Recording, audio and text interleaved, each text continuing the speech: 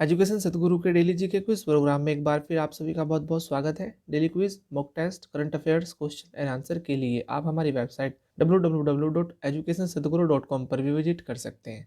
तो चलिए दोस्तों, आज के सेशन की शुरुआत कल के अभ्यास प्रश्न से करेंगे। कल हमने आपसे अभ्यास प्रश्न में पूछा था कि प्रोक्यूरमेंट मैनुअल 2020 यानी PM 2020 का संबंध निम्न में से किससे है। Option A ICMR, B DRDO, C ISRO या फिर डी वित्त मंत्रालय। इस प्रश्न का सही आंसर है ऑप्शन बी यानी DRDO। हाल ही में रक्षा मंत्री राजनाथ सिंह ने रक्षा अनुसंधान और विकास संगठन यानी DRDO प्रोक्यूरमेंट मैनुअल 2020 का नया संस्करण जारी किया है। पिछले प्रोक्यूरमेंट मैनुअल को वर्ष 2016 में बदल दिया गया था और इस मैनुअल का उद्देश्य रक्षा अनुसंधान और विकास से स्टार्टअप तथा MSME की अधिक भागीदारी को प्रोत्साहित करना है। चलिए आज का अपना पहला प्रश्न भी देख लेते हैं कि हाल ही में जारी स्टेट ऑफ ग्लोबल एयर 2020 की रिपोर्ट के अनुसार निम्न में से किस देश ने वैश्विक स्तर पर सर्वाधिक वायु प्रदूषण दर्ज किया है। ऑप्शन ए चीन, बी अमेरिका, सी पाकिस्तान या फिर डी भारत। इस प्रश्न का सही आंसर है ऑप्शन डी यानी भारत। हाल ही में state of global air 2020 report अमेरिकी स्थित health effects institute and global burden of disease द्वारा जारी की गई थी। इस रिपोर्ट के अनुसार भारत ने पिछले साल दुनिया में सबसे अधिक वार्षिक औसत PM 2.5 सांद्रता दर्ज की है। भारत में लोग विश्व स्तर पर सबसे अधिक PM 2.5 सांद्रता के संपर्क में है और भारत 2010 से PM 2.5 प्रदूषण में वृद्धि दर्ज कर रहा है।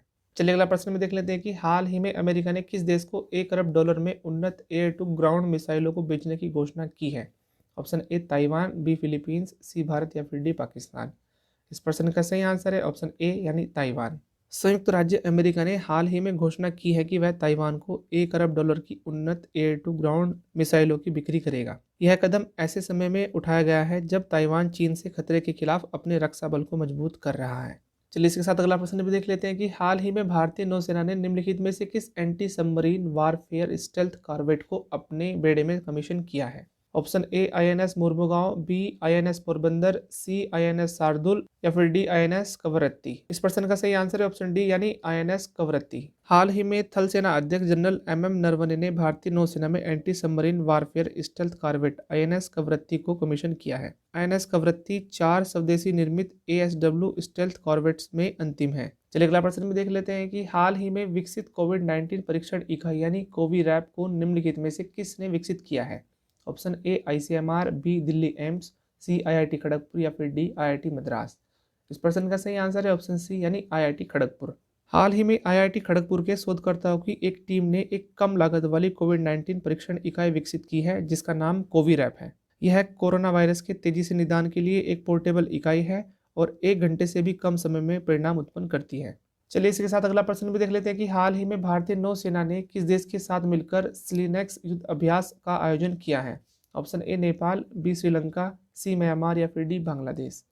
इस प्रश्न का सही आंसर है ऑप्शन बी यानी श्रीलंका। हाल ही में भारत और श्रीलंका की नौसेनाओं का वार्षिक युद्ध अभ्यास स्लिनेक्स 2020 का आयोजन 19 से 21 अक्टूबर तक श्रीलंका की त्रिकोमाली में किया गया। आपको बता दें कि यह स्लिनेक्स का 8वां संस्करण था और इस अभ्यास में नौसेना बेड़े के कमांडिंग फ्लैग ऑफिसर सहित श्रीलंका की नौसेना के कर्मचारियों ने हिस्सा लिया था। चलिए अगला प्रश्न भी देख लेते हैं कि निम्नलिखित में से किस राज्य में देश के पहले मल्टी मॉडल लॉजिस्टिक पार्क की आधारशिला रखी गई है। Option A Uttar Pradesh, B Gujarat, C Assam या फिर डी महाराष्ट्र। इस प्रश्न का सही आंसर है ऑप्शन सी यानी असम। हाल ही में केंद्रीय सड़क परिवहन और राजमार्ग मंत्री नितिन गडकरी ने 20 अक्टूबर को असम में देश के पहले मल्टी मॉडल लॉजिस्टिक पार्क की आधारशिला रखी। आपको बता दें कि राष्ट्रीय राजमार्ग और अवसंरचना विकास निगम यानी NHIDCL इस परियोजना का विकास करेगी। चलिए अगला प्रश्न में देख लेते हैं कि हाल ही में stand off anti tank missile यानी सेंट का सफल परीक्षण किया गया है। यह निम्न में से किस मिसाइल का नया संस्करण है। ऑप्शन ए पृथ्वी, बी नाग, सी आकाश या फिर डी ब्रह्मोस। इस प्रश्न का सही आंसर है ऑप्शन बी यानी नाग। हाल ही में भारत ने stand off anti tank missile का सफल परीक्षण किया है। यह परीक्षण बीते 19 अक्टूबर को ओडिशा तट की इंटीग्रेटेड टेस्ट रेंज में किया गया। आपको बता दें कि stand off anti tank missile helicopter launch Nag का उन्नत संस्करण है और यह वायु से सतह पर मार करने वाली मिसाइल है। चलिए अगला प्रश्न भी देख लेते हैं कि निम्नलिखित में से किस तिथि को पुलिस स्मृति दिवस मनाया जाता है। ऑप्शन ए 21 अक्टूबर, बी 22 अक्टूबर, सी 23 अक्टूबर या फिर डी 24 अक्टूबर। इस प्रश्न का सही आंसर है ऑप्शन ए यानी 21 अक्टूबर। प्रत्येक वर्ष 21 अक्टूबर को भारत में पुलिस स्मृति दिवस मनाया जाता है। आपको बता दें कि 1959 में चीनी सैनिकों द्वारा लद्दाख में हॉट स्प्रिंग्स में शहीद हुए पुलिस जवानों की याद में यह दिवस मनाया जाता है। चलिए अगला प्रश्न भी देख लेते हैं कि हाल ही में जारी 44वें अंतर्राष्ट्रीय प्रवासी आउटलुक 2020 में भारत OECD देशों में नए प्रवासियों के कुल प्रवाह में कौन से स्थान पर रहा है? ऑप्शन ए पहले, बी दूसरे, सी तीसरे या फिर डी चौथे।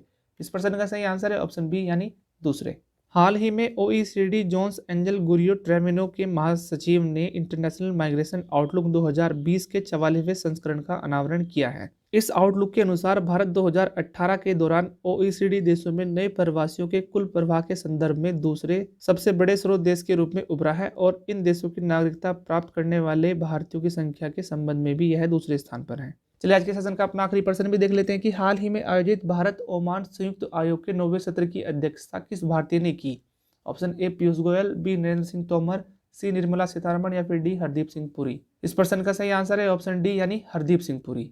हाल ही में भारत ओमान संयुक्त आयोग की बैठक का 9वां सत्र आभासी तरीके से आयोजित किया गया। इसकी अध्यक्षता वाणिज्य और उद्योग राज्य मंत्री हरदीप सिंह पुरी और ओमान के वाणिज्य, उद्योग और निवेश संवर्धन मंत्री कैस बिन मोहम्मद अल यूसुफ ने की।